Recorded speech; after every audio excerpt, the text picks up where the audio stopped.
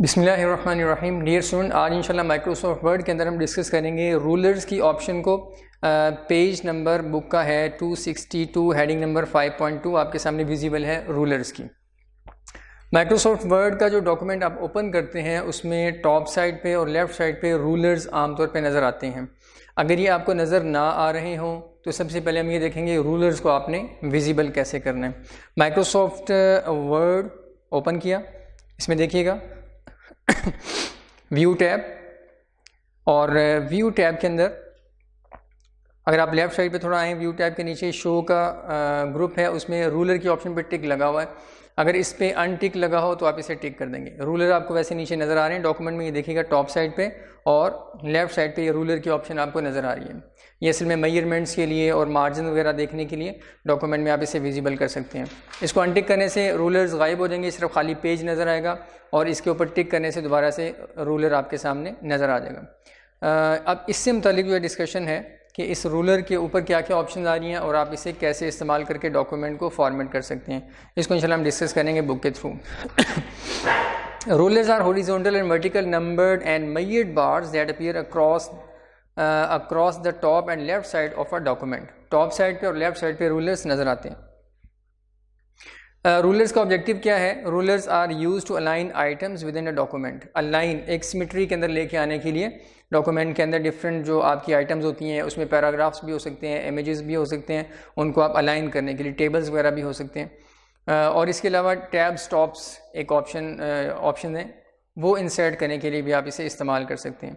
आगे बताया हुआ कि अगर विजिबल ना हो तो आपने कैसे विजिबल करना है, फिर उसके बाद सेट टैब स्टॉप्स, इसको अभी हम डिस्कस करते हैं। नीचे जो इस टेबल में ऑप्शन आ रही हैं, वापस आते हैं डॉक्यूमेंट में। रूलर को पहले अंडरस्टैंड करते हैं कि रूलर के अंदर आपको जो चीज़ें नज़र आ रही हैं ऊपर, ये क्या हैं और इनको आपने कैसे इस्तेमाल करना है। सबसे पहले देखिएगा टॉप साइड पे ये आपको जो रूलर नज़र आ रहा है ये वाला इसमें ये लेफ़्ट साइड पे जो एरिया, ये वाला ग्रे कलर का एरिया, ये एरिया लेफ़्ट मार्जिन को डिफ़ाइन कर रहा है। और लेफ़्ट मार्जिन नीचे आपको नज़र आ रहा है कि बिल्कुल वाइट है, इसमें कुछ लिखा नहीं हुआ, यानी लेफ़्ट साइड से आपने इतनी स्पेस छोड़ दी हुई है। तो ग्रे एरिया लेफ़्ट साइड पे लेफ़्ट मार्जिन को शो करता है, और राइट साइड पे जो ग्रे एरिया होता है ये राइट मार्जिन को शो कर रहा होता है। राइट साइड से आपने इतनी स्पेस पेज के ऊपर छोड़ के, और दरमियान में जो वाइट स्पेस है उसके ऊपर आपने लिखना है। तो रूलर के ऊपर ग्रे एरिया मार्जिन को और वाइट एरिया वर्किंग एरिया को शो करवाता है। इसी तरीके से लेफ़्ट साइड पे जो आपका रूलर है उसमें टॉप साइड पे आपको ये ग्रे एरिया नज़र आ रहा है, ये टॉप मार्जिन को शो करवा रहा है कि टॉप साइड से आपने इतना मार्जिन छोड़ने के बाद फिर आपने लिखना है। और फिर वाइट स्पेस आ रही है, वाइट स्पेस जो है ना आपका ये वर्किंग एरिया को शो कर रही है। ये मैंने जहाँ पे वाइट और ब्लैक स्पेस आपस में मिल रही है वहाँ पे माउस लेके आए तो ये देखें एरो बन गया हुआ है, लिखा हुआ टॉप मार्जिन। इस पर क्लिक किया तो ये डॉटेड लाइन आपको नज़र आ रही है। इस लाइन से ऊपर मार्जिन है, इससे नीचे वर्किंग एरिया। बॉटम पे आते हैं, ये देखिएगा बिल्कुल बॉटम ऑफ द पेज पे लेफ्ट साइड पे आपको नज़र आ रहा है ये ग्रे एरिया आपका बॉटम मार्जिन को शो कर रहा है। इस लाइन से, डॉटेड लाइन से नीचे जो है बॉटम मार्जिन है, उससे ऊपर आप टेक्स्ट लिख सकते हैं। तो इन एरियाज़ को आप कम ज़्यादा कर सकते हैं, ग्रे एरिया को आप ड्रैग करके कम ज़्यादा कर सकते हैं। इसको अभी हम देखते हैं कि कैसे आपने ये काम करना है। ये देखिएगा यहाँ पे फर्दर इस ग्रे एरिया के साथ आपको ये कुछ ऑप्शंस नज़र आ रही हैं, कुछ ये आइकॉन से बने हुए नज़र आ रहे हैं। इनका ऑब्जेक्टिव सबसे पहले हम अंडरस्टैंड करते हैं। नीचे पैराग्राफ है, पैराग्राफ नंबर 1, उसकी डिटेल्स नीचे आपके सामने लिखी हुई नज़र आ रही है वाली। बाज़ को ऐसा होता है कि हम डॉक्यूमेंट में कोई पैराग्राफ जो लिखना चाह रहे हैं उसकी पहली लाइन को मार्जिन से थोड़ा आगे से हम स्टार्ट करना चाह रहे हैं, उसको मार्जिन से थोड़ा आगे से स्टार्ट करना चाह रहे हैं। तो लेफ़्ट मार्जिन आपको नज़र आ रहा है, यहाँ से ऑनवर्ड ये सारा लेफ़्ट साइड पे लेफ़्ट मार्जिन है, और बिल्कुल लेफ़्ट मार्जिन के साथ से ही हमारी टेक्स्ट स्टार्ट होकर आगे की तरफ जा रही है। लेफ़्ट मार्जिन, और उसके बाद आप जो टेक्स्ट लिख रहे हैं उसमें दरमियान में अगर आपको गैप रखना चाह रहे हैं, यानी लेफ़्ट मार्जिन ही अवेलेबल है और टेक्स्ट बिल्कुल स्टार्ट से ही आपने शुरू नहीं करनी, आप थोड़ा आगे से उसको स्टार्ट करके लिखना चाह रहे हैं, तो इस दरमियान के गैप को हम इंडेंटेशन कहते हैं। इंडेंट इसे हम कहते हैं। तो इंडेंटेशन आप सेट कर सकते हैं ये जो आइकॉन्स बने हुए हैं इनको यूज़ करके। ये जो पैराग्राफ है, इस पैराग्राफ की किसी भी लाइन पे हम कर लेंगे क्लिक। अगर इसकी फर्स्ट लाइन को, सिर्फ फर्स्ट लाइन को अगर हम मार्जिन से, लेफ़्ट मार्जिन से थोड़ा आगे की तरफ आगे से स्टार्ट करना चाह रहे हैं, तो इसके लिए ऑप्शन देखिएगा, ये आइकॉन जो बना हुआ है ऊपर वाला, ये जो 3 कोने से बने हुए हैं और डाउनवर्ड इसका जो है डायरेक्शन है, इसके ऊपर माउस लाएँ तो देखिए लिखा हुआ नज़र आ रहा है आपको फर्स्ट लाइन इंडेंट।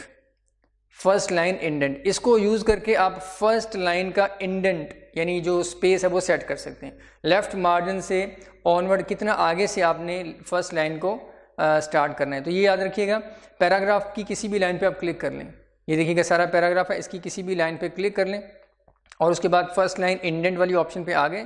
जब आपको ये लिखा हुआ नज़र आ जाए फर्स्ट लाइन इंडेंट, इसका मतलब है आपका माउस वाकई उस पोजीशन पे आ चुका हुआ है, फर्स्ट लाइन इंडेंट के ऊपर आ चुका हुआ है। इसको क्लिक किया मैंने और उसके बाद ड्रैग करेंगे राइट साइड की तरफ, तो सिर्फ फर्स्ट लाइन को ये मूव करेगा। आपको नीचे लिखा नज़र भी आ रहा है, व्यू हो रहा है। ये first line indent selected paragraph या जिस पैराग्राफ पे आपने क्लिक किया हुआ है उसकी सिर्फ फर्स्ट लाइन को लेफ्ट मार्जिन से आगे की तरफ मूव कर देगा, उसे इंडेंट कर देगा, उसकी इंडेंटेशन को इंक्रीज़ कर देगा। तो ये देखिएगा, इसको मैं यहाँ लाके रिलीज़ कर रहा हूँ तो आपकी फर्स्ट लाइन अब यहाँ से स्टार्ट हो रही है। उसके बाद नीचे आते हैं, यानी ये सिर्फ फर्स्ट लाइन के इंडेंट को स्पेसिफाई करने के लिए हम इस सिंबल को यूज़ करते हैं। अगर आपने एक से ज़्यादा पैराग्राफ्स की फर्स्ट लाइन को लेफ़्ट मार्जिन से थोड़ा आगे से स्टार्ट करना है तो आप सारे पैराग्राफ्स को सिलेक्ट कर लेंगे, यानी फर्स्ट लाइन से ऑनवर्ड ड्रैग करके 2, 3, 4 पैराग्राफ्स को सिलेक्ट कर लेंगे और इस फर्स्ट लाइन इंडेंट को आगे की तरफ मूव करेंगे तो हर पैराग्राफ की फर्स्ट लाइन आगे मूव हो जाएगी। उसके बाद नेक्स्ट आती हैं, देखिएगा यहाँ पे ये दो सिंबल्स इकट्ठे आपको नज़र आ रही हैं, दो सेपरेट चीज़ें हैं। इसमें ऊपर वाली जो ऑप्शन है इसका नाम है हैंगिंग इंडेंट, इसका नाम क्या है, हैंगिंग इंडेंट। इस पर क्लिक करके इसको ड्रैग करेंगे राइट साइड की तरफ, ये देखिएगा मैं इस पर क्लिक कर रहा हूँ, ये आपको लाइन बनी हुई नज़र आ रही है, दोबारा देखिएगा, ये ऊपर वाली जो ऑप्शन है इसका नाम है हैंगिंग इंडेंट और नीचे जो बॉक्स है स्क्वेयर सा है उसका नाम है लेफ़्ट इंडेंट। इन दोनों का जो इफ़ेक्ट है वो थोड़ा डिफरेंट है। सबसे पहले हम हैंगिंग इंडेंट पे आते हैं, ये देखिएगा, इस पर क्लिक किया और राइट साइड की तरफ मैं ड्रैग कर रहा हूँ। आप देखें फर्स्ट लाइन इफेक्ट नहीं हो रही, सेकंड और ऑनवर्ड सारी लाइंस इफेक्ट हो रही हैं। ये ऊपर वाला जो 3 कोनों वाला आइकॉन बना हुआ है उसके ऊपर क्लिक करने से उसका नाम क्या है, हैंगिंग इंडेंट। माउस को दोबारा ला रहा हूँ, ये देखिएगा, इसका नाम है हैंगिंग इंडेंट। जब ये लिखा हुआ आ जाए आप क्लिक कर लें माउस के जरिए से और ड्रैग करें राइट साइड की तरफ। तो हैंगिंग इंडेंट का ऑब्जेक्टिव क्या है, सिलेक्टेड पैराग्राफ की सेकंड से ऑनवर्ड सारी लाइंस को लेफ्ट मार्जिन से थोड़ा आगे की तरफ से अगर आप स्टार्ट करना चाह रहे हैं, यानी उसको आप इंडेंट देना चाह रहे हैं, फिर आप इसको यूज़ करते हैं ऐसे, यहाँ पे लाके हमने इसे ड्रॉप कर दिया। तो आप देखिएगा लेफ्ट सेकंड लाइन से ऑनवर्ड सारी लाइन जो है वो इफेक्ट हुई हैं और फर्स्ट लाइन जहाँ आपने फर्स्ट लाइन इंडेंट को लाके ड्रॉप किया था वहाँ से स्टार्ट हो रही है और हैंगिंग इंडेंट को मूव करते वक्त फर्स्ट लाइन इंडेंट के ऊपर कोई इफेक्ट नहीं आया। अब मैं इसको वापस लेके जा रहा हूँ, सेकंड से ऑनवर्ड सारी लाइंस वापस लेफ्ट मार्जिन के करीब आ चुकी हुई हैं। अब ये हैंगिंग इंडेंट जो है इसकी बजाय नीचे वाला जो पोर्शन है ये वाला लेफ्ट इंडेंट, इसके ऊपर माउस को क्लिक करेंगे, क्लिक किया और इसे ड्रैग करेंगे ऑनवर्ड, तो ये फर्स्ट लाइन इंडेंट को भी जहाँ पे वो प्लेस होके नज़र आ रहा है आपको, यहाँ पे ये देखिएगा फर्स्ट लाइन इंडेंट आपको नज़र आ रहा है।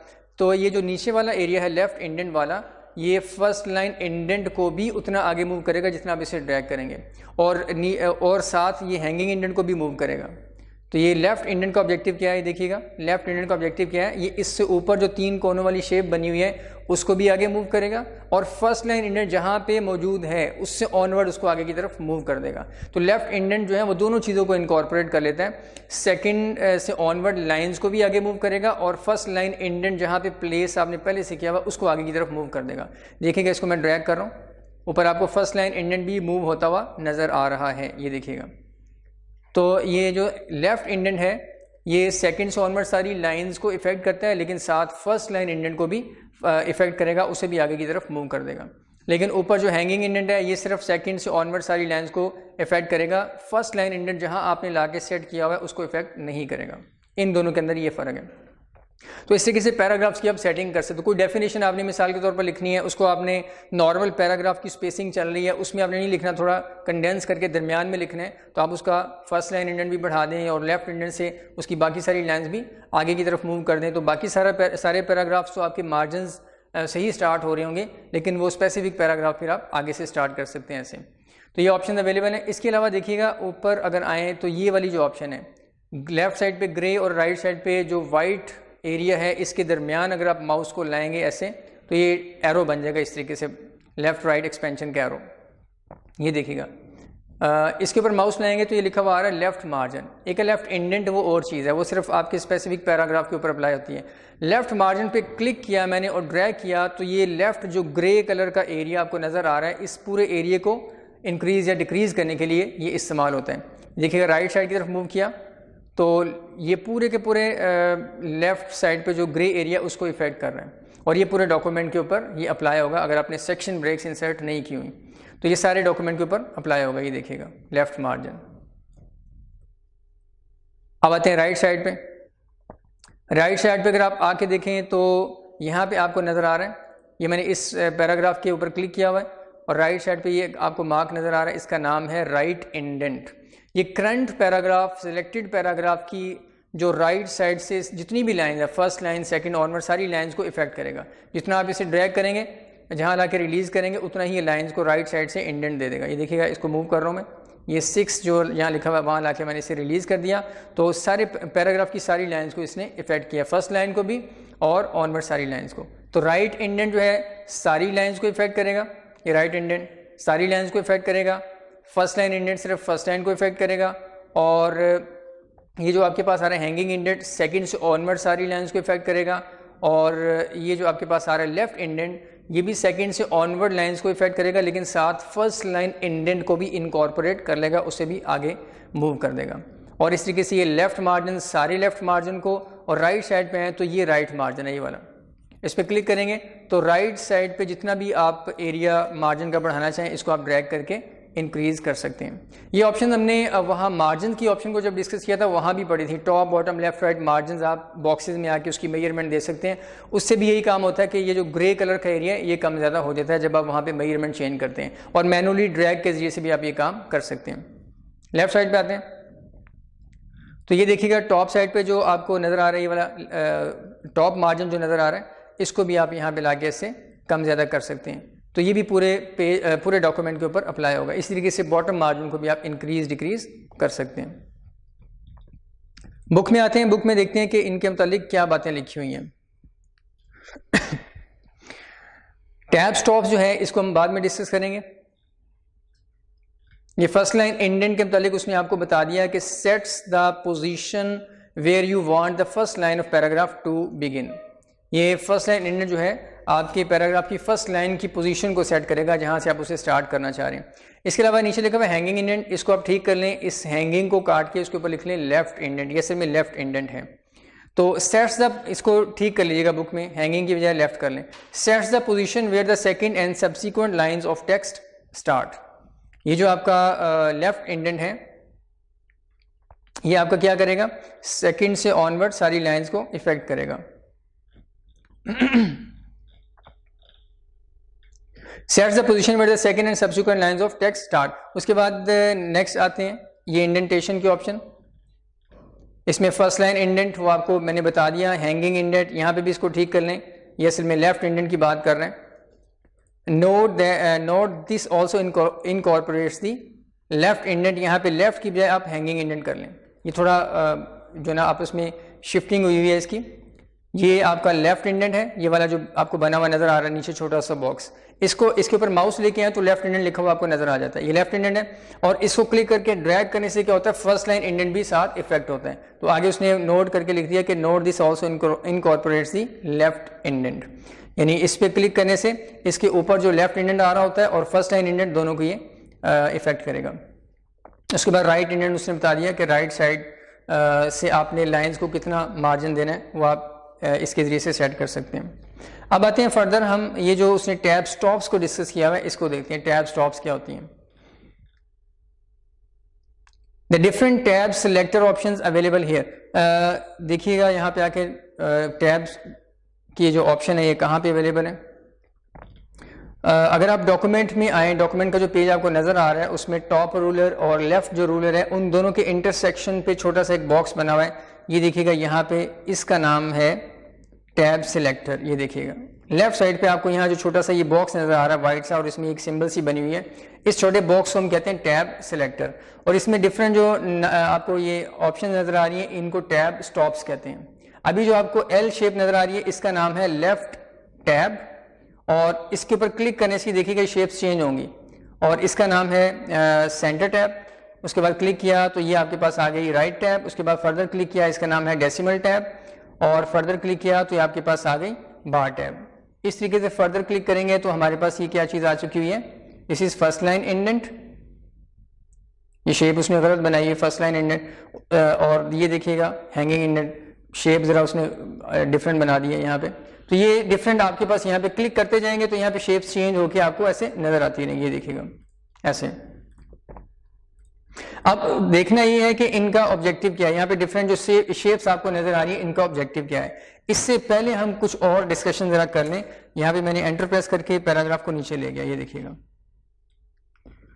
सबसे पहले हम देखते हैं कि अगर हम अपने डॉक्यूमेंट के अंदर, ये देखिएगा मेरा जो कर्सर ब्लिंक कर रहा है वो बिल्कुल लेफ्ट मार्जिन से स्टार्ट हो रहा है, लेफ्ट मार्जिन के ऊपर ब्लिंक कर रहा है। अगर मैं यहाँ आके टैब प्रेस करूँ, टैब की प्रेस करूंगा तो मेरा कर्सर जंप करके आगे की तरफ मूव कर जाएगा। तो अब देखते हैं कि कितना मूव करेगा। यहाँ पे इस वक्त जो है यहाँ से हमारा डॉक्यूमेंट उसका लेफ्ट पोर्शन स्टार्ट हो रहा है, लेफ्ट मार्जिन, और ऑनवर्ड देखें तो यहाँ पे 0.5 इंचेस रूलर के ऊपर, और यहाँ पे 1 इंच का गैप बन रहा है, फिर आगे 2 इंच का गैप है, फिर 3 इंच का गैप है। ये इंचेस के अंदर ये सारी मेजरमेंट चल रही है। तो अगर हम यहाँ पे आके, ये देखिएगा कर्सर यहाँ पे जो ब्लिंक कर रहा है, मैं अगर टैब प्रेस करूँ, टैब की जो आपके कीबोर्ड पे होती है, तो देखते हैं कि जो कर्सर है वो कितना जंप करके आगे की तरफ मूव करेगा। टैब प्रेस किया मैंने सिंगल टाइम, तो आप देखिएगा ये यहाँ पे इसकी सीध में आ चुका है, ये देखिएगा इसकी सीध में ये कर्सर मेरा यहाँ पे आ चुका है।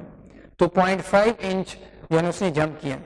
टैब की प्रेस करने से बाय डिफॉल्ट कर्सर जो जंप करता है माइक्रोसॉफ्ट वर्ड के अंदर वो 0.5 इंचेस का जंप करता है। इसको आप याद रखें, अगर क्वेश्चन आ जाए कि टैब जो है, टैब की प्रेस करने से कर्सर कितना आगे मूव करता है, तो 0.5 इंचेस। ये तो एक डिफॉल्ट बिहेवियर है टैब की का माइक्रोसॉफ्ट वर्ड के अंदर। आप अगर ये चाहते हैं कि मैं टैब की प्रेस करूं तो 0.5 इंचेस कर्सर आगे इस लाइन में 0.5 इंच आगे ना जाए, बल्कि जितना मैं चाहूं उतना आगे की तरफ जाए, और फिर वहां जाके जो भी लिखूं वो उससे ऑनवर्ड लिखा जाए, उससे ऑनवर्ड सारी लाइंस आ जाए। तो अब ये चीज आपको डिफाइन कर सकते हैं। इसके लिए आप टैब स्टॉप्स को यूज करते हैं। देखिएगा टैब स्टॉप जो आपको नजर आ रही है ना यहाँ पे लेफ्ट साइड पे, ये एल का शेप बना हुआ है। यहाँ पे आपने क्लिक करने से, जैसे हमने देखा कि डिफरेंट टैब्स जो हैं वो आपके सामने आ जाती हैं, उनके शेप भी चेंज होती है, नाम भी चेंज होता है, तो उनको यूज करके आप ये काम कर सकते हैं।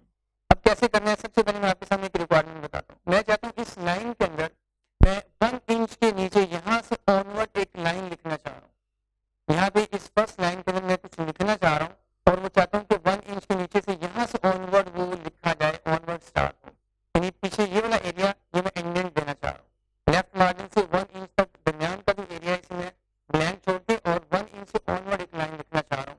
तो यहाँ पे हमें क्या करना है, या तो टैब की हम 2 दफा प्रेस करें 1 इंच पे आ जाएगा, लेकिन हम इसको और तरीके से भी कर सकते हैं। हमारी रिक्वायरमेंट दूर है कि मैं टैब प्रेस करूँ तो कर्सर डायरेक्ट जंप करके 1 इंच के नीचे यहाँ पे आ जाए। तो कर्सर का जंप हम डिफाइन करना चाह रहे हैं। टैब की 1 दफा प्रेस करूँ तो 1 इंच तक चला जाए, और उसके बाद वहां पे जो भी लिखूं वो उस कर्सर की राइट साइड की तरफ आगे की तरफ लिखा जाए, लेफ्ट साइड पे कुछ ना लिखा जाए। लेफ्ट साइड पे हम क्या चाहते हैं, ब्रेक लगाना चाह रहे हैं, लेफ्ट साइड में हमने एक वॉल खड़ी करना चाह रहे हैं। तो ये देखिएगा यहाँ पे अब हमारी रिक्वायरमेंट क्या है कि हम चाहते हैं जैसे हम टैब प्रेस करें तो कर्सर एक तो हमारा यानी 1 इंच के नीचे आ जाए, दूसरा यहाँ पे जो कुछ भी हम लिखें वो उस कर्सर वाली प्लेस से ऑनवर्ड आगे की तरफ लिखा जाए, पीछे की तरफ ना लिखा जाए। तो अब ये हमने काम कैसे करना है, इसके लिए हम ये देखिएगा लेफ्ट साइड, ये जो टैब सिलेक्टर का एक बॉक्स है इसके अंदर लेफ्ट टैब आ रही है, इस टैब को हम यूज़ करते हैं। इस टैब को हमने कैसे यूज़ करना है, इसका तरीका ये है कि इसको हम यहाँ पे विजिबल करवाएंगे, ये विजिबल है पहले से ही। उसके बाद हम यहाँ पे आएंगे रूलर के ऊपर, रूलर के ऊपर वहाँ आके क्लिक कर देंगे जहाँ पे हमने अपने कर्सर को जंप करवा के लेके जाना है।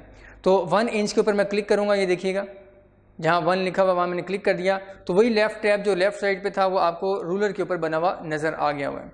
अब ये जो लेफ्ट टैब एक सिंबल्स है, एल शेप इसका सिंबल है, 1 इंच के ऊपर मैंने क्लिक किया, वही टैब जो लेफ्ट साइड पे टैब सिलेक्टर के अंदर नज़र आ रहा था वही यहाँ पे प्लेस हो जाएगा रूलर के ऊपर। तो जो भी टैब वहाँ नज़र आ रहा होगा रूलर के ऊपर क्लिक करने से वो रूलर के ऊपर भी आपको नज़र आना शुरू हो जाएगा। अब इसके 2 इफेक्ट्स हैं। 1 इंच के ऊपर हमने लेफ्ट टैब स्टॉप अप्लाई कर दिए, टैब स्टॉप्स कहलाते हैं, ये देखिएगा इसका नाम लेफ्ट टैब है। अब इनका ऑब्जेक्टिव क्या है, अब इससे होगा क्या, मेरा कर्सर इस लाइन में फर्स्ट लाइन में ब्लिंक कर रहा है, मैं जैसे ही टैब प्रेस करूँगा तो मेरा कर्सर जंप करके अब वहाँ पे आएगा जहाँ पे मैंने टैब स्टॉप लगाया हुआ है, इसे टैब स्टॉप कहते हैं, ये लेफ्ट टैब स्टॉप है। तो यानी जंप लगाएगा और कहाँ आके स्टॉप करेगा, जहाँ पे ऊपर मैंने टैब स्टॉप लगाया हुआ है। तो ये देखिएगा पहला काम तो ये हो जाएगा, टैब प्रेस किया तो ये देखिए इसके नीचे मेरा कर्सर आके यहाँ ब्लिंक कर रहे हैं। दूसरा काम क्या होगा कि जैसे ही मैं कुछ टाइपिंग करूँगा तो टाइपिंग करने से इससे ऑनवर्ड टेक्स्ट लिखी जाएगी, इससे बैकवर्ड टेक्स्ट नहीं लिखी जाएगी। जो भी मैं लिखूंगा वो राइट साइड की तरफ जाएगा।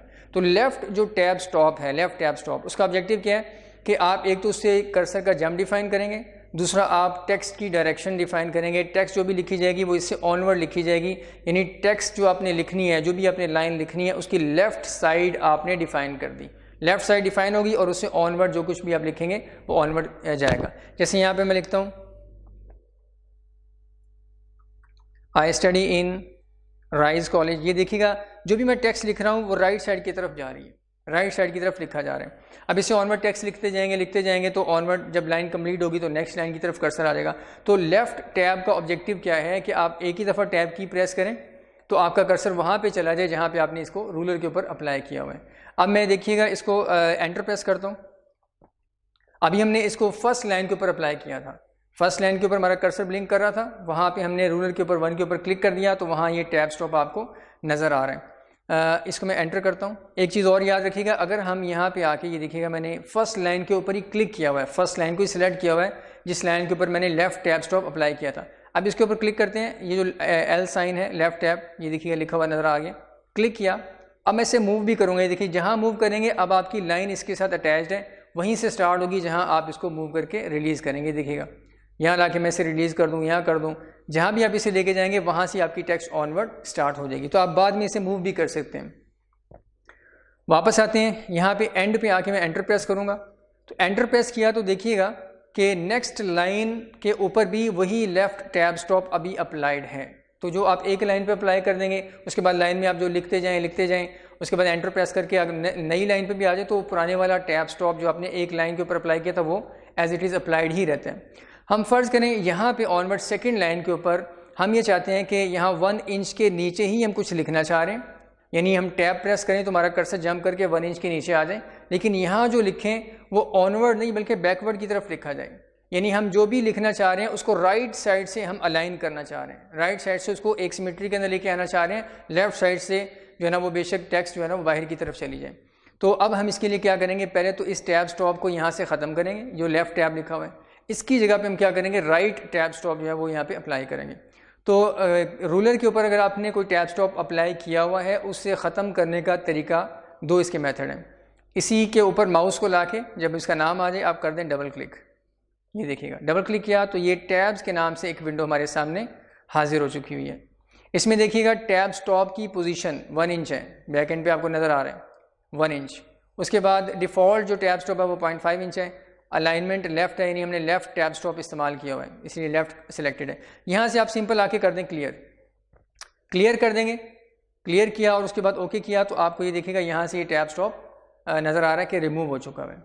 अब मैंने आपको जो सेकंड रिक्वायरमेंट बताई वो ये कि इस लाइन के अंदर हम ये चाहते हैं कि टैब प्रेस करें तो हमारा कर्सर 1 इंच के नीचे आ जाए और जो कुछ लिखें वो यानी राइट साइड की तरफ नहीं बल्कि इस पोजीशन की 1 इंच के नीचे लेफ़्ट साइड की तरफ इंक्रीज़ होता चला जाए, राइट साइड पे ना लिखा जाए। तो हम क्या करेंगे, अब यहाँ पे पहले सबसे शो करेंगे राइट टैब को। अभी लेफ़्ट टैब आ रहा है, क्लिक किया, ये सेंटर टैब आ गया, ये रिक्वायर्ड नहीं है अभी। ये देखिएगा राइट टैब आपको नज़र आ रहा है, इसका नाम है राइट टैब। जब ये यहाँ पे नज़र आ जाए तो उसके बाद आप क्या करें, आपने 2 चीज़ें इंश्योर करनी है। एक तो ये कि कर्सर उस लाइन पे ब्लिंक कर रहा हो जहाँ जिस लाइन पे आपने ये अप्लाई करना है। उसके बाद आप रूलर पे क्लिक कर देंगे जहाँ आपने इसको अप्लाई करना है, क्लिक किया। अब 1 इंच के नीचे जो है वो राइट टैब अप्लाई हो चुका हुआ है।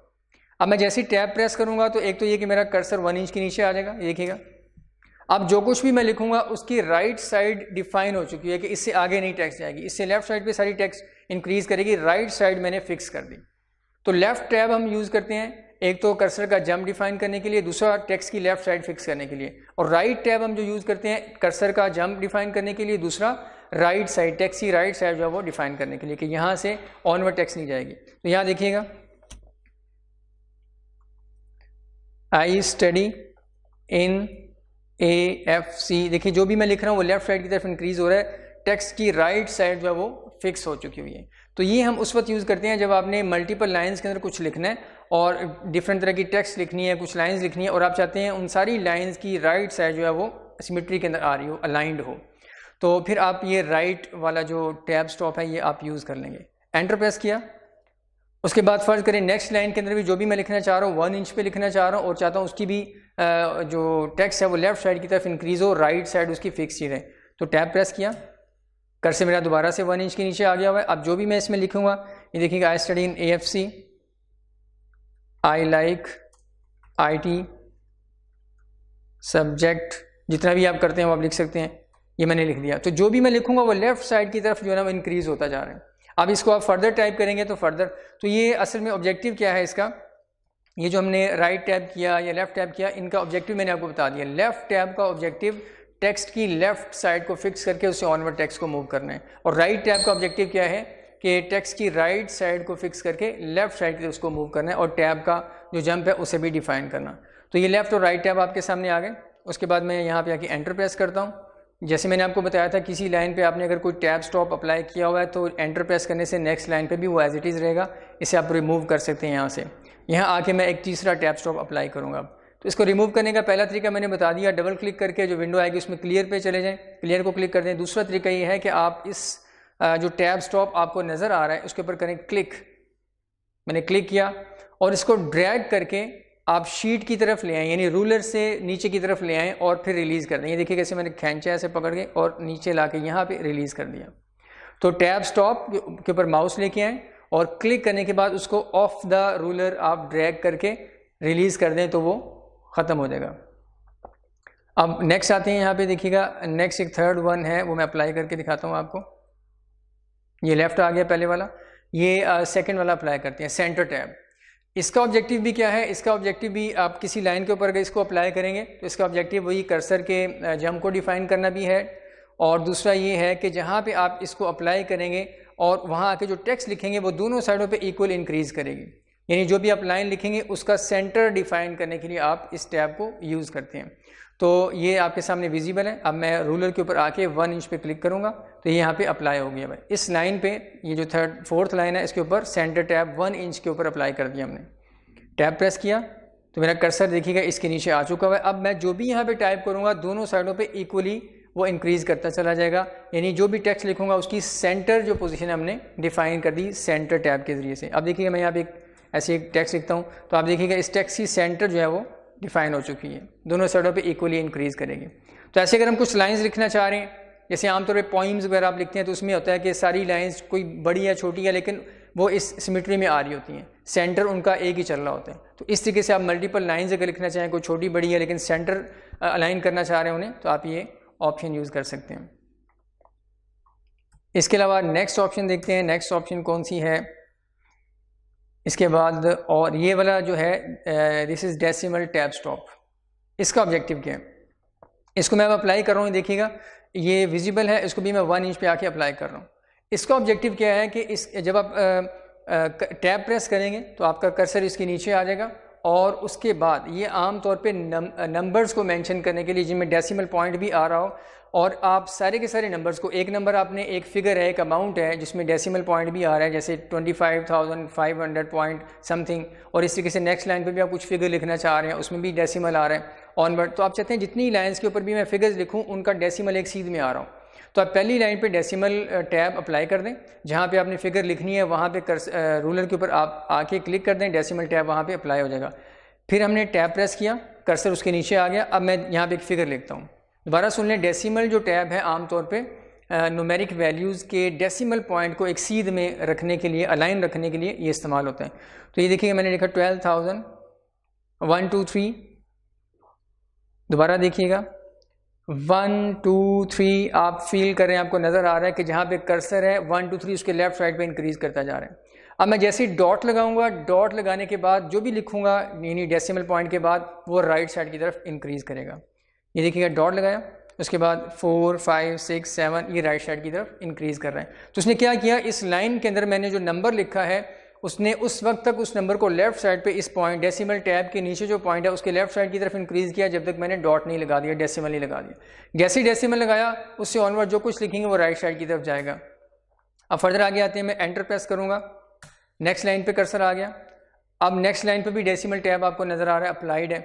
तो इसमें मैं जैसे टैब प्रेस करूँगा डेसिमल टैब के नीचे कर्सर आ जाएगा। ये देखिएगा टैब प्रेस किया, उसके नीचे आ गया। अब मैं यहाँ पे एक नई फिगर लिखना चाहता हूँ, मिसाल के तौर पर 1 2 3 4 5 6 ये सारी फिगर मैं पॉइंट से पहले लिखना चाह रहा हूँ।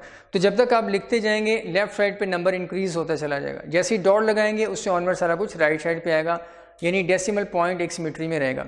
ये देखिएगा 1 2 3 4 5 6 7 लेफ्ट साइड पे इंक्रीज कर रहा है, डॉट लगाया। अब जो कुछ आप लिखेंगे 8 9 वो राइट साइड की तरफ, ये देखिएगा 1 2 3 ये सारा राइट साइड की तरफ इंक्रीज कर रहे हैं। तो आप इन लाइंस के अंदर जो कुछ भी लिखते रहेंगे उसका डेसिमल पॉइंट जो आप देखिएगा एक सिमेट्री के अंदर आ रहा है। तो डेसिमल जो टैब है इसका ऑब्जेक्टिव मल्टीपल लाइंस में आपने जो फिगर्स लिखनी है उनके डेसिमल पॉइंट को एक सिमेट्री के अंदर रखने के लिए आप यूज़ करते हैं। फर्दर आगे चलते हैं। ये आगे आ गया बार टैब, ये देखिएगा बार टैब। इसका ऑब्जेक्टिव क्या है? इसका ऑब्जेक्टिव एक बात याद रख लें, इसका ऑब्जेक्टिव बार टैब का जंप डिफाइन करना नहीं है, इसके ज़रिए से जंप डिफाइन नहीं होगा। जैसे देखिएगा मैं यहाँ पे इसको अप्लाई करता हूँ बार। इस बार टैब का ऑब्जेक्टिव ये है कि आपने जिस लाइन पे क्लिक किया हुआ है, जहाँ कर्सर ब्लिंक कर रहा है, आप इस बार टैब को रूलर के ऊपर आके जब क्लिक करेंगे तो जहाँ आप क्लिक करेंगे वहाँ पे उस लाइन में रूलर के ऊपर जहाँ आप इसको अप्लाई करेंगे बार टैब को, उसकी सीध में नीचे जिस लाइन पे आपने क्लिक किया हुआ है वहाँ पे एक बार सी बन जाएगी, जैसे एक सीधी लाइन लग जाएगी। इसको मैं अप्लाई करता हूँ। सबसे पहले डेसिमल टैब जो है इसको मैं रिमूव कर रहा हूँ, इस पर क्लिक किया और इसको मैंने ड्रैग करके यहाँ पे रिलीज़ कर दिया, ख़त्म हो गया। अब बार टैब नज़र आ रहा है। अब मैं 1 इंच के ऊपर बार टैब को अप्लाई करूँगा। देखिएगा 1 इंच के नीचे मेरी एक्टिव लाइन जो है जहाँ पे कर्सर ब्लिंक कर रहा है वहाँ पे 1 इंच के नीचे एक बार बन जाएगी। क्लिक किया, ये देखिएगा आपको एक बार बन के नज़र आ रही है। अब इस बार का ऑब्जेक्टिव असल में ये है कि आप अपने डॉक्यूमेंट में 2 कॉलम्स शो करवाना चाहते हैं। जिस तरह एक्सेल में कॉलम्स होते हैं वैसे आप यहाँ पे शो करवाना चाहते हैं। एक्चुअल तो ये लाइन ही चल रही है, लेकिन दरम्यान में एक लाइन लगा के आपने एक इंप्रेशन ऐसा देना चाह रहे हैं कि जैसे लेफ्ट साइड पे जो लिखा हुआ वो एक कॉलम है, राइट साइड पे जो लिखा हुआ वो दूसरा कॉलम है। तो यहाँ पे मैंने मिसाल के तौर पर लिखा ताहिर, उसके बाद इस बार के राइट साइड पे मैंने कॉन्टैक्ट नंबर लिखना है या अमाउंट लिखनी है, कोई सैलरी लिखनी है, कोई इस तरह की चीज़ें लिखनी है, तो मैं अब टैब प्रेस करूँगा। अब देखिएगा टैब मैंने एक दफ़ा प्रेस किया तो वो 0.5 के नीचे ही आया है। देखिएगा अपना डिफ़ॉल्ट जो उसका जंप है वही उसने जंप परफॉर्म किया। उसके बाद दोबारा टैब प्रेस करूँगा तो वो 1 इंच के नीचे यहाँ पे आ जाएगा, इस लाइन के ऊपर आ जाएगा। ये देखिएगा यहाँ पे मेरा कर्सर ब्लिंक कर रहे हैं। तो टैब स्टॉप जो है वो इफेक्ट नहीं हुआ, टैब का जो जंप है वो इफेक्ट नहीं हुआ बार टैब से। दोबारा टैब प्रेस किया तो अब देखिएगा ये 1.5 के नीचे आ गया है। अब यहाँ पे आके मैं जो भी लिखूँगा वो यहाँ लिखा जाएगा। मिसाल के तौर पर कोई भी आपने फ़ोन नंबर वगैरह जो भी लिखना है वो आप ऐसे लिख देंगे। तो इस तरीके से ये आपको इफेक्ट ऐसा नज़र आ रहा है कि जैसे 2 कॉलम्स के अंदर एक चीज़ें लिखी हुई हैं। फर्दर एंटर प्रेस करेंगे तो एंटर प्रेस करने से जो टैब स्टॉप आपने एक लाइन पे अप्लाई किया वो नेक्स्ट लाइन पे भी अप्लाई हो जाता है। जैसे ही एंटर प्रेस करूँगा आप देखिएगा ये जो लाइन है नेक्स्ट लाइन के ऊपर भी अप्लाई हो जाएगी और ये लाइन इंक्रीज़ हो जाएगी। एंटर किया ही देखिएगा, उस पर यहाँ पर आ जाते हैं जाहिद, फिर टैब प्रेस किया फर्दर, और यहाँ आगे जो भी आप उसका नंबर लिखना चाहें लिख सकते हैं। तो इस तरीके से अपने डॉक्यूमेंट में अगर आप कॉलम्स का थोड़ा सा इंप्रेशन देना चाहें तो बार टैब आप यूज़ कर सकते हैं। और ये जो लाइन लगी हुई है इस लाइन को बाद में आप चेंज भी कर सकते हैं, इसकी पोजीशन आप चेंज कर सकते हैं। दोनों लाइंस की बार को अगर आपने चेंज करना है तो दोनों लाइंस को ऐसे आप यूँ सेलेक्ट कर लेंगे और दरम्यान में जो बार टैब बना हुआ है इसके ऊपर माउस को लाएंगे। जब आपको बार टैब लिखा हुआ नज़र आ जाए क्लिक करें और ड्रैग कर लें। ये देखिएगा लाइन आपको नीचे मूव होती हुई नज़र आ रही है। इसके लिए जितनी लाइन्स के ऊपर बार को आपने मूव करना है उतनी लाइन्स सेलेक्ट करनी पड़ेंगी। अगर मैं फ़र्ज़ करें सिर्फ यहाँ पे पहली लाइन पे कर्सर मेरा ब्लिंक कर रहा है और मैं बार टैब को मूव कर दूँ, ये देखिएगा तो सिर्फ फर्स्ट लाइन की बार मूव हुई है, सेकंड लाइन की बार मूव नहीं हुई। तो इसको करने के लिए आप क्या करेंगे, सेकंड लाइन पे कर्सर कहीं भी रख लें और बार टैब को यूँ चेंज कर दें। इस तरीके से आप लाइन की पोजीशन को चेंज कर सकते हैं।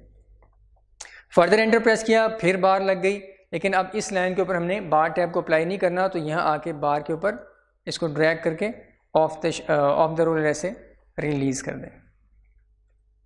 इसके अलावा ये जो है ये हम यहाँ पे डिस्कस कर चुके हैं, left indent, right indent, first line और हैंगिंग वगैरह, ये सारी चीज़ें हम यहाँ पे इसके ऊपर ही डिस्कस कर चुके हैं।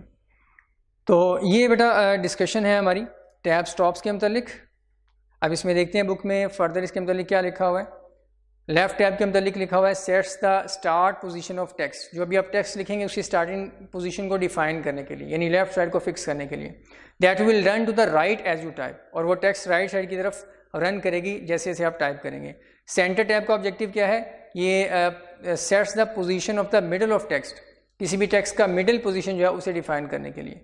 और text centres on this position as you type, जहाँ पे आपने ये सेंटर टैब अप्लाई किया होगा टेक्स्ट वहाँ पे जो है वहाँ उसका सेंटर आ रहा होगा। इस तरीके से right tab, decimal, first line indent, hanging indent, ये मैंने आपको करेक्ट करवा दिया, इसको ठीक कर लीजिएगा। हैंगिंग की बजाय आपने लेफ्ट लिखना है। और उसके बाद इंडेंटेशन के ऑप्शन ये हमने पहले डिस्कस कर लिए। रूलर के ऊपर ये जो आइकॉन से बने हुए हैं, इनका ऑब्जेक्टिव क्या है, ये हमने परफॉर्म कर लिया। उसके बाद नेक्स्ट एरिया की तरफ चलते हैं। चैप्टर के अंदर जो हमारी चीज़ें थी, टॉपिक्स थे, वो अल्हम्दुलिल्लाह कंप्लीट हो चुके हैं इस चैप्टर के अंदर। अब हम फर्दर जो डिस्कशन करेंगे दैट इज़ क्वेश्चन बैंक। आप सेल्फ टेस्ट जो क्वेश्चंस हैं इस चैप्टर के आखिर में, उसको इंशाल्लाह हम डिस्कस करेंगे। ये सारी चीज़ें हम डिस्कस कर चुके हैं। अब हम इस चैप्टर के बिल्कुल लास्ट वाले जो पेजेस हैं जिनके अंदर क्वेश्चन डिस्कस हुए हैं, सेल्फ टेस्ट क्वेश्चन, उसको इंशाल्लाह हम डिस्कस करेंगे। आप अपने सामने क्वेश्चन बैंक जो है उस जो सेल्फ टेस्ट क्वेश्चंस हैं उनको अपने सामने विजिबल कर लें, और जैसे जैसे हम परफॉर्म करेंगे साथ अगर आपने कुछ डिटेल्स लिखनी है उनसे मुतालिक, तो आप वहीं पे साथ नोट भी कर सकते हैं। ये चैप्टर रिव्यू और उसके बाद ये सेल्फ टेस्ट क्वेश्चंस ये हमारे सामने आ चुके हैं। सेल्फ टेस्ट क्वेश्चन के अंदर देखिएगा question number 1, what is the shortcut for saving a document. Document को आपने सेव करना है, शॉर्टकट की क्या है, आसान सी शॉर्टकट की है, बार बार आप परफॉर्म भी कर चुके होंगे, Ctrl+S।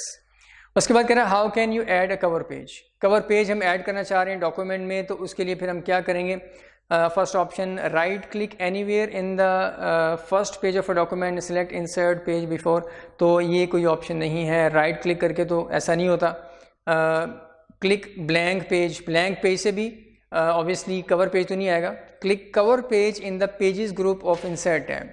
तो इंसर्ट टैब के अंदर पेजेस का ग्रुप और उसमें कवर पेज की ऑप्शन अवेलेबल होती है, उसके ज़रिए से आप ये ऐड कर सकते हैं। उसके बाद question number 3, what is a document theme.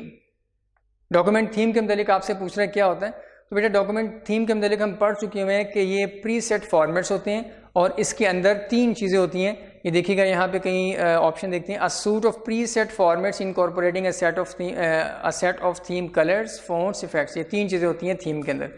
यानी जब आप अपने डॉक्यूमेंट के अंदर आके थीम अप्लाई करते हैं या चेंज करते हैं, तो फिर उसके अंदर जो कलर्स वगैरह आ रहे होते हैं, शेड्स वगैरह आ रहे होते हैं, वो फ़ॉन्ट का स्टाइल और इफ़ेक्ट्स, जो इमेजेस वगैरह आपने अगर ऐड किए हुए हैं और उन पर कुछ इफ़ेक्ट्स भी डाले हुए हैं, तो वो ये 3 चीज़ें इफ़ेक्ट होती हैं थीम के ज़रिए से। तो ये फर्स्ट ऑप्शन ही इसका करेक्ट आंसर है। Question number 4, which of the following best describes page break before. तो हमने इस चैप्टर के अंदर डिटेल से इसको डिस्कस किया और इसको परफॉर्म भी किया था। पेज ब्रेक बिफोर, ये उस पैराग्राफ का जो ग्रुप है उसमें जो विंडो में ओपन करते हैं उसके ऊपर ये ऑप्शन थी पेज ब्रेक बिफोर की। इसका ऑब्जेक्टिव क्या है, आपने कोई भी पैराग्राफ सेलेक्ट किया या उसके किसी भी एक लाइन पर क्लिक कर दिया, उसके बाद इस ऑप्शन को अगर आप यूज़ करेंगे पेज ब्रेक बिफोर, तो ये उस पैराग्राफ के स्टार्ट में पेज ब्रेक इंसर्ट कर देगी, ये वाली ऑप्शन उस पैराग्राफ के स्टार्ट में। तो ये देखते हैं कौन सी ऑप्शन रेलिवेंट बनती है कि ये ऑप्शन क्या करती है, the prevention of page breaks in the middle of paragraph. तो ये काम तो नहीं होता, वो तो एक दूसरी ऑप्शन है कीप लाइन्स टुगेदर वाली, उसके वजह से आप ये काम करते हैं। The prevention of page breaks between paragraphs to keep the selected paragraph to keep the selected paragraphs together on a single page।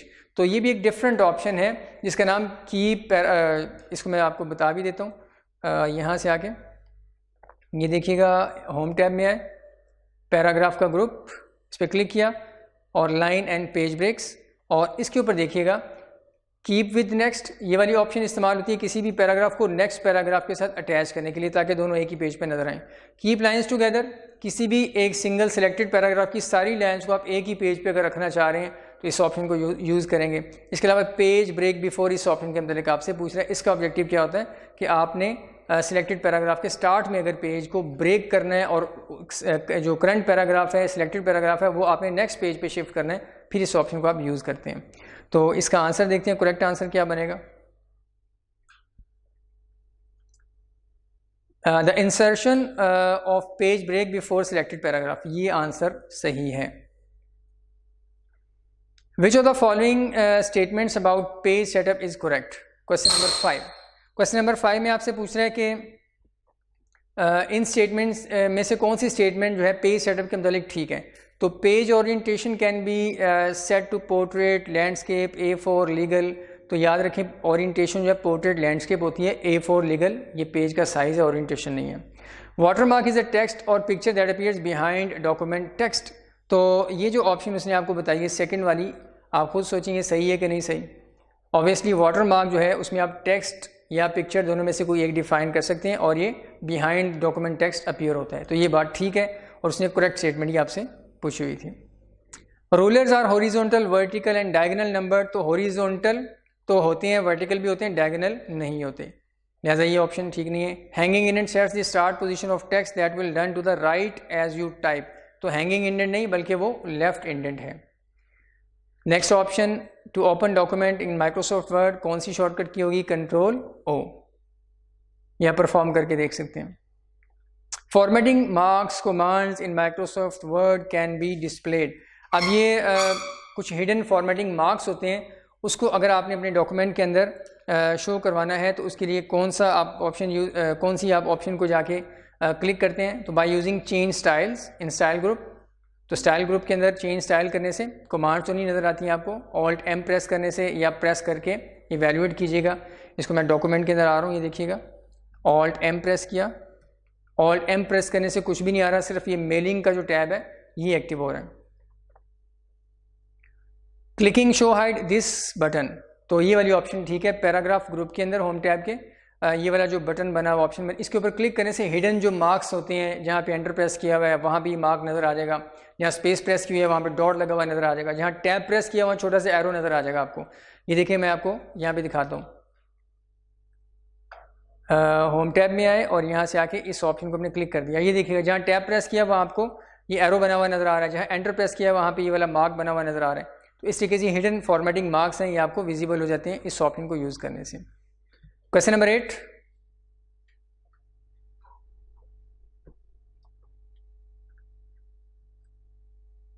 Question number 8 में आपसे कह रहा है which of the following is a set of pre defined unified formats for fonts colours graphics. तो ये वही theme वाली option ही है, थीम के अंदर लेकर आपसे पूछा डॉक्यूमेंट थीम्स। ये एक प्रीवियस क्वेश्चन भी इसी से मिलता जुलता था, उसमें भी यही चीज़ उसने पूछी हुई थी। Question number 9, to move up only one line in Microsoft Word use the following method. अगर आप एक लाइन ऊपर की तरफ जाना चाह रहे हैं तो आप क्या करेंगे? अप एरो यूज़ करेंगे, प्रेस अप एरो की। कंट्रोल होम प्रेस करने से आप बिल्कुल स्टार्ट में आ जाते हैं डॉक्यूमेंट के। होम प्रेस करने से करंट जो लाइन जिसमें आपका कर्सर ब्लिंक करा उसके स्टार्ट में आ जाएंगे। कंट्रोल अप एरो करने से ऊपर पैराग्राफ की तरफ चले जाएंगे। सिर्फ single time up arrow press करने से आप एक लाइन ऊपर की तरफ मूव कर जाएंगे। उसके बाद कह रहा है in Microsoft Word a section break once inserted can be removed by simply placing the cursor. तो क्वेश्चन नंबर 10 आपसे ये पूछ रहा है कि अगर आपने सेक्शन ब्रेक इंसर्ट की हुई है तो सेक्शन ब्रेक को आपने फिर रिमूव करना है, तो कैसे करेंगे? Before section break and pressing delete key twice in web layout view. Web layout view है उसमें आप जाके तो जहाँ पे आपको सेक्शन ब्रेक लिखा हुआ नज़र आ रहा है उसके स्टार्ट में कर्सर रख के आप डिलीट की प्रेस करें तो कैसे रिमूव हो जाएगी, ये बात पूछी हुई है, बताई हुई है यहाँ पे। Before section break and pressing delete key twice in outline view, फिर उसके बाद ड्राफ्ट व्यू। तो इसको हम परफॉर्म करके देख लेते हैं।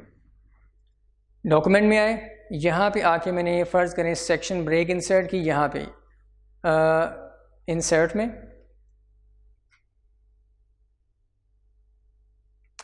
इसमें आगे लेआउट में आके ये ब्रेक्स और उसमें ये नेक्स्ट पेज वाली सेक्शन ब्रेक इंसर्ट कर देते हैं। क्लिक किया, सेक्शन ब्रेक इंसर्ट हो गई। ये देखिएगा आपको यहाँ पे सेक्शन ब्रेक लिखा हुआ भी नज़र आ रहा है। ये तो कह रहा है उसके स्टार्ट में कर्सर रख के 2 दफ़ा आपने डिलीट की प्रेस करनी है, लेकिन डिफरेंट व्यूज़ के अंदर उसने कहा हुआ आपको। डिफरेंट व्यूज़ अब उसने कौन कौन से बताया? एक वेब लेआउट है, वेब लेआउट में आ जाते हैं व्यू में। ये देखिएगा इसमें प्रिंट लेआउट, वेब लेआउट, इस पर क्लिक किया तो वेब लेआउट में जब आप आए तो देखते हैं आपको पेज ब्रेक कहीं भी लिखा हुआ, सेक्शन ब्रेक कहीं भी लिखा हुआ नज़र नहीं आ रहा। वेब लेआउट के अंदर डाटा एक कॉन्टीन्यूस पेज के तौर पे नज़र आता है, जैसे एक वेबसाइट पे नज़र आता है। तो यहाँ तो पेज ब्रेक लिखा हुआ नज़र ही नहीं आ रहा। सेकंड ऑप्शन उसने आपको क्या बताई हुई है वेब लेआउट की बजाय? Outline view. आउटलाइन व्यू में आप करके देख लें इसको। यहाँ पे आए, आउटलाइन व्यू पे क्लिक किया तो ये देखिएगा सेक्शन ब्रेक आपको यहाँ पे लिखा हुआ नज़र आ रहा है। इसके स्टार्ट में हम कर्सर को रखेंगे और उसके बाद डिलीट की प्रेस की एक दफ़ा प्रेस करने से काम तमाम हो चुका हो, यानी वो जो सेक्शन ब्रेक है वो डिलीट हो गई है। तो आप आउटलाइन व्यू में भी कर सकते हैं उसके बाद नेक्स्ट ऑप्शन देखते हैं, उसमें क्या पूछा हुआ आपसे, ऑन सेक्शन में pressing delete twice draft view. Draft view में भी जाके देख लेते हैं इसे। इसके स्टार्ट में कर्सर रखा और व्यू में आए, उसके बाद ड्राफ्ट में आ गए। तो ड्राफ्ट में भी अगर आप देखें तो आपको ये नज़र आ रहा है कि सेक्शन ब्रेक यहाँ पे विजिबल है, तो आप डिलीट की प्रेस कर दें तो ये सेक्शन ब्रेक रिमूव हो जाएगी। तो ड्राफ्ट व्यू वाली बात भी ठीक है और आउटलाइन व्यू वाली बात भी ठीक है, लेकिन इसमें जो ट्वाइस लिखा हुआ है ना, ट्वाइस, तो इन तीनों ऑप्शन में ट्वाइस की को आप रिमूव कर दें। ट्वाइस को आप रिमूव कर दें, जस्ट यानी pressing the delete key in web layout view, pressing delete key in outline view, pressing delete key in draft view. तो एक ही दफ़ा प्रेस करने से ही काम हो जाएगा, तब ये क्वेश्चन की स्टेटमेंट ठीक हो जाएगी। आंसर बी सी बन जाएगा, ये वाला डी ऑप्शन। इसको हम नॉर्मल व्यू में लेके आते हैं, that is print layout view. ये आ गया हमारे पास।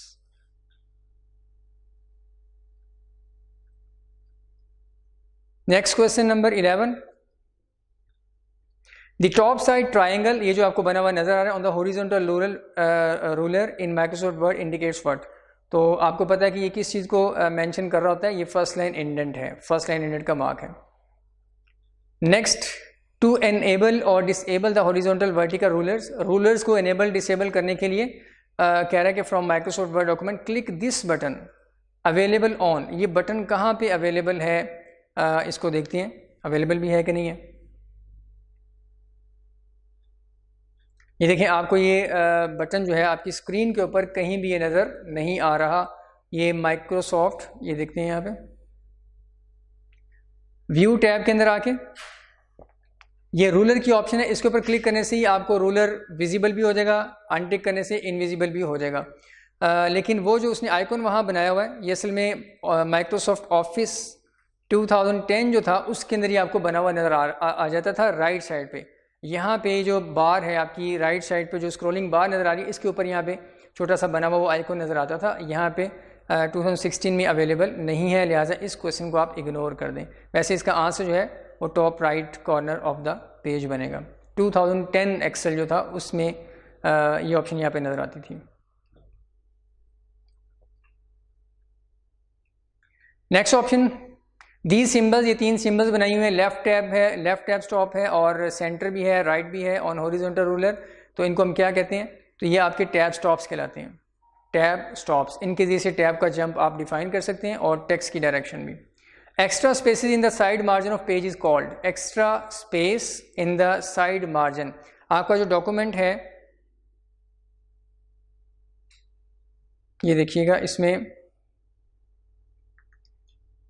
लेफ्ट साइड पे जो मार्जिन है ये तो नॉर्मल मार्जिन कहलाता है, लेकिन इसके अलावा भी आप कुछ एक्स्ट्रा स्पेस ऐड करते हैं तो आमतौर पे वो बाइंडिंग पर्पज़ के लिए होती है। बाइंडिंग पर्पज़ के लिए आप कुछ एक्स्ट्रा स्पेस गटर मार्जिन में जाके मार्जिन की सेटिंग में आप सेट कर सकते हैं। ये देखिएगा यहाँ पे आके लेआउट में, और पेज सेटअप का जो डायलॉग बॉक्स है यहाँ पे, इस पर क्लिक किया और यहाँ पे आके एक्स्ट्रा मार्जिन आप सेट करेंगे। यहाँ पे एक तो लेफ्ट मार्जिन जो नॉर्मल है वो आ रहा है, और इसके अलावा एक्स्ट्रा स्पेस आप कुछ ऐड करेंगे, उसे हम गटर मार्जिन कहते हैं। ये बाइंडिंग पर्पज़ के लिए हम स्पेसिफाई करते हैं। तो ऑप्शन देखते हैं यहाँ पे, वाइट मार्जिन के नाम से कोई ऑप्शन नहीं है, एक्स्ट्रा मार्जिन के नाम से भी कोई ऑप्शन वर्ड में नहीं है, इनर मार्जिन के नाम से भी कोई ऑप्शन नहीं है। लिहाजा ये तीनों आंसर वैसे ही इररिलेवेंट बन रहे हैं, क्योंकि इन नामों से कोई मार्जिन के ऑप्शन नहीं है, लिहाजा ये ऑप्शन ही बनती है gutter margin. Next question number 15, to add blank page. तो कह रहा है कि ब्लैंक पेज आप इंसर्ट करना चाह रहे हैं, तो ब्लैंक पेज की ऑप्शन किस टैब के अंदर अवेलेबल है। ये क्वेश्चन आसान है, आप देखिएगा यहाँ पे इंसर्ट टैब के अंदर ये ब्लैंक पेज की ऑप्शन आपको नज़र आ रही है, इंसर्ट टैब और ये ब्लैंक पेज की option. Next, automatic numbering feature in Microsoft Word can be started by pressing numbering button on. ये जो लाइन नंबर की ऑप्शन है ये किस टैब के अंदर अवेलेबल है, इसको देखते हैं। ये देखिएगा, हमने लास्ट टाइम डिस्कस किया था कि लेक्चर के अंदर लेआउट का टैब, उसमें लाइन नंबर्स है, और इसमें ये कॉन्टीन्यूस और डिफरेंट ऑप्शन है, ये लाइन नंबर्स ऑटोमेटिकली अपीयर हो जाते हैं। तो लाइन नंबर की ऑप्शन किस टैब में है, लेआउट टैब के अंदर है। तो इसका आंसर क्या बनेगा, automatic numbering feature can be started by pressing numbering option. Numbering option कहाँ पे अवेलेबल है, यहाँ पे इसने होम टैब लिखा हुआ है, और वो जो लेआउट टैब है वो डिस्कस ही नहीं किया, तो होम टैब के अंदर भी चेक कर लेते हैं नंबरिंग के ऑप्शन। अच्छा, वो एक चीज़ और आपको मैं बता दूं कि यहाँ जो उसने नंबरिंग की बात की है, ये असल में वो नंबरिंग नहीं है। लाइन नंबर्स की बात नहीं की उसने, असल में ये जो उसने लाइन ये ऑटोमेटिक नंबरिंग की बात की, ये फीचर हमने अभी डिस्कस करना है नेक्स्ट चैप्टर के अंदर जाके, कि आपने डाटा कुछ लिखा हुआ है, आप एक लिस्ट बनाना चाह रहे हैं, मिसाल के तौर पर अपने स्टूडेंट के नाम लिखने हैं और साथ 1 2 3 भी लिखा हुआ आ जाए, तो वो वाले नंबर्स आपने कैसे अप्लाई करने, ये देखिएगा। जैसे यहाँ पे मैंने टाइप किया किसी का नाम ताहिर, नेक्स्ट पे मैंने टाइप करना है अज़ीज़, और नेक्स्ट बिलाल। तो हम ये चाहते हैं जो हम डाटा लिख रहे हैं इसके साइड पे लेफ्ट साइड पे नंबर्स आ जाएं, तो इसके लिए हम डाटा को सिलेक्ट कर लेंगे इस तरीके से, देखिएगा सिलेक्ट किया, और यहाँ पे होम टैब के अंदर ही एक ऑप्शन अवेलेबल है, दिस ऑप्शन, इसका नाम नंबरिंग है। ये असल में इस चैप्टर का पार्ट नहीं है, इसलिए अभी हमने डिस्कस नहीं किया। देखिए नंबरिंग के ऑप्शन, इस पर क्लिक करके कोई भी नंबर का फॉर्मेट आप अप्लाई कर सकते हैं। तो आप देखिएगा लाइन नंबर्स अप्लाई हो चुके हैं। अब जैसे ही मैं थर्ड लाइन पे आके एंटर प्रेस करूँगा, ऑटोमेटिकली नेक्स्ट लाइन पे वो नंबर लगा देगा। यहाँ पे कुछ टाइप करेंगे, एंटर प्रेस किया, ऑटोमेटिकली ये नंबरिंग इंक्रीज़ होती रहेगी। तो ये नेक्स्ट चैप्टर में इंशाल्लाह हम इसे डिस्कस करेंगे, उसने यहाँ पे पूछा वैसे। तो ये होम टैब के option.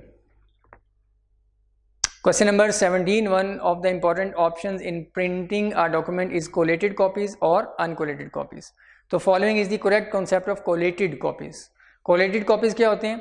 Document wise number of copies, document wise आपके डॉक्यूमेंट में अगर 5 पेजेस हैं और नंबर ऑफ कॉपीज़ आप 2 करना चाह रहे हैं, तो फर्स्ट से लेके 5 तक पहले एक कॉपी प्रिंट हो जाएगी, फिर उसके बाद फर्स्ट से लेके 5 तक सेकंड कॉपी प्रिंट होगी। ये कोलेटेड कॉपीज़ कहलाती हैं। तो ये ऑप्शन बनेगी option D, all copies are printed like page number 1 2 3, यानी जितने पेजेस हैं सारे हो जाएंगे, फिर उसके बाद दोबारा से स्टार्ट हो जाएंगे, फिर उसके बाद उस तीसरी दफ़ा अगर आपने 3 कॉपीज़ करनी है तो तीसरी दफ़ा ऑनवर्ड। तो ये ऑप्शन डी बनेगी। तो क्वेश्चन नंबर 17 तक हमारी जो डिस्कशन कंप्लीट होगी अल्हम्दुलिल्लाह। इस चैप्टर के अंदर जो कुछ भी हमने बेटा डिस्कस किया है उसको आपने बड़ी डिटेल के साथ अच्छे तरीके से अंडरस्टैंड करना है, परफॉर्म करना है। इन क्वेश्चन को भी आप खुद से ट्राई करें। और दूसरी बात ये है कि राइज़ का जो क्वेश्चन बैंक है उसमें चैप्टर नंबर 9 से रेलिवेंट अब जितने क्वेश्चन हैं वो सब आपने अटैम्प्ट करने हैं। अटैम्प्ट करने का तरीका फिर मैं आपको बता दूं कि 1 से लेकर 20 तक फर्स्ट जो क्वेश्चन है उनका आप एक ग्रुप बना लें, उनको खुद अटैम्प्ट करें, फिर आप बाद में सब 20 क्वेश्चन के आंसर मैच करें।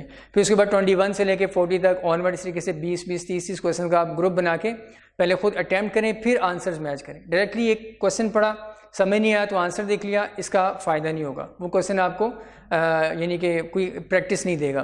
तो इस तरीके से ग्रुप्स बना के प्रैक्टिस करें। जो प्रॉब्लम्स होंगी इंशाल्लाह क्वेश्चन के अंदर वो हम साथ साथ डिस्कस करेंगे। आप ग्रुप के अंदर पोस्ट करें, वहाँ इंशाल्लाह फिर उसको हम डिस्कस कर लेंगे। बहुत शुक्रिया, बेस्ट ऑफ लक, जज़ाकल्लाह।